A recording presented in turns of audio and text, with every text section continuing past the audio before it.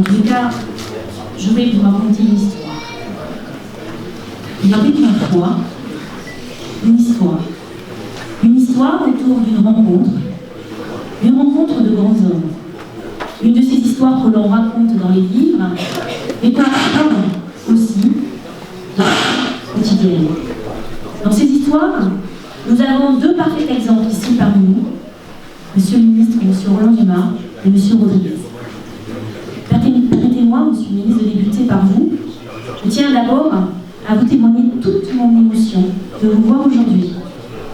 Car, veuillez m'excuser ce détour, car vous représentez une partie de mon adolescence et aussi une grande partie à travers cette histoire que vous allez mener avec Monsieur Mitterrand. Et donc voilà, donc je suis particulièrement fière et émue de vous accueillir aujourd'hui ici, sur ce territoire. Votre jeunesse a été marquée par la Seconde Guerre mondiale, celui de vos premiers engagements contre l'occupant, contre la tyrannie nazie pour la France. Toute votre vie, vous semblez être avoir guidée par cette idée selon laquelle si nul ne fait rien, eh bien il accepte. Et que pour bouger les lignes, il faut retrousser ses manches, parfois au péril de sa propre vie. Ce militantisme vous porte à une autre échelle, que je découvre modestement, qui est la représentation nationale. Dans la chambre basse de notre Parlement, vous êtes commissaire à la production industrielle, puis ensuite commissaire aux affaires économiques. Et je suis particulièrement ravie de connaître ce qu'a pu être votre quotidien, une partie de votre vie, car moi-même je suis commissaire aux affaires économiques. Mais votre engagement, aux côtés de Monsieur le Président Mitterrand, vous portera aux affaires étrangères. Vous êtes de tous les fronts qui, hélas, sont encore tristement suivis, encore aujourd'hui, dans la Libye de Kadhafi à la Syrie du père de Bachar el-Assad, en passant par le conflit israélo-palestinien.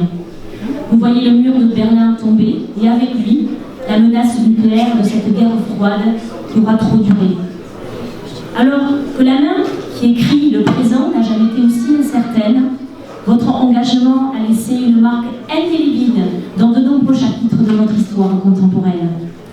Ainsi, à défaut de pouvoir nous ouvrir la bibliothèque de vos souvenirs, vous faites à ce territoire l'honneur de lui offrir la collection de vos ouvrages. Collection exceptionnelle qui compte des pièces uniques, signées de la main de ceux qui ont tenu un jour ou l'autre le stylo du récit de l'humanité.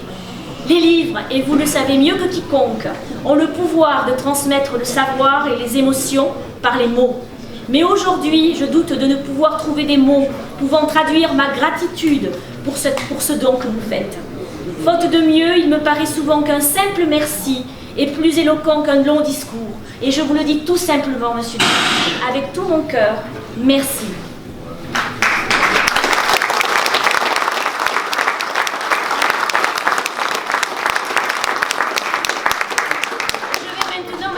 À vous, alors il est derrière moi, Monsieur Rodriguez.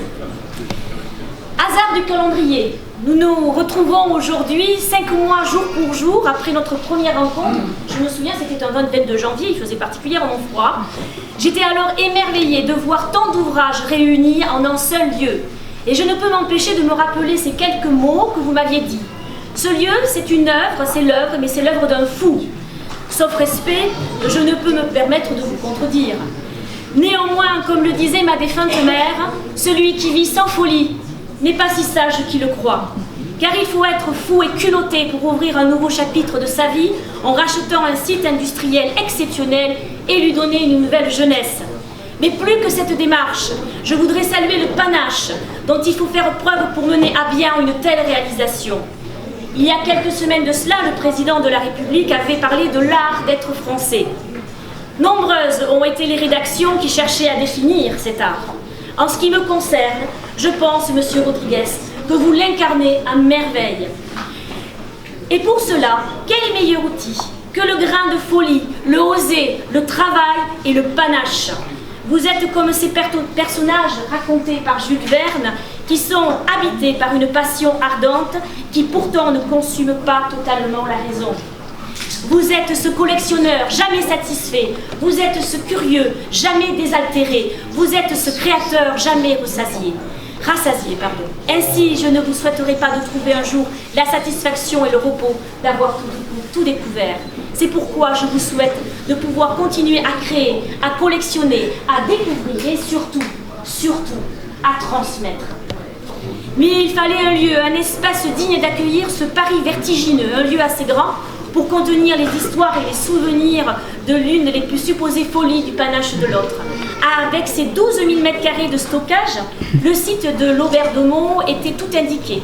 Joyau donc du patrimoine industriel français, cette ancienne minoterie devenue huilerie impressionne par sa dimension. Il suffit de regarder autour de nous et de voir ces pans entiers de murs couverts de quelques 5 millions de livres et de diverses curiosités. Comme nous avons l'air petits à côté de ces silos et de ces 7 salles qui portent le nom d'illustres écrivains, naturalistes, cinéastes, hommes d'église, peintres, inventeurs et comédiens. Qui aurait cru qu'un jour, ici, en plein cœur de la campagne girondine, on puisse y trouver un tel lieu? Il me paraît nécessaire aujourd'hui de rappeler que la ruralité regorge de lieux incroyables, où, oui, nos campagnes sont porteuses d'audace, d'initiative et de créativité. Je termine mon propos en précisant qu'aujourd'hui, nous avons écrit collectivement une page de l'histoire du village du livre, une page pour notre territoire, et je remercie les porteurs de plumes, Monsieur Dumas et Monsieur Rodriguez. Merci.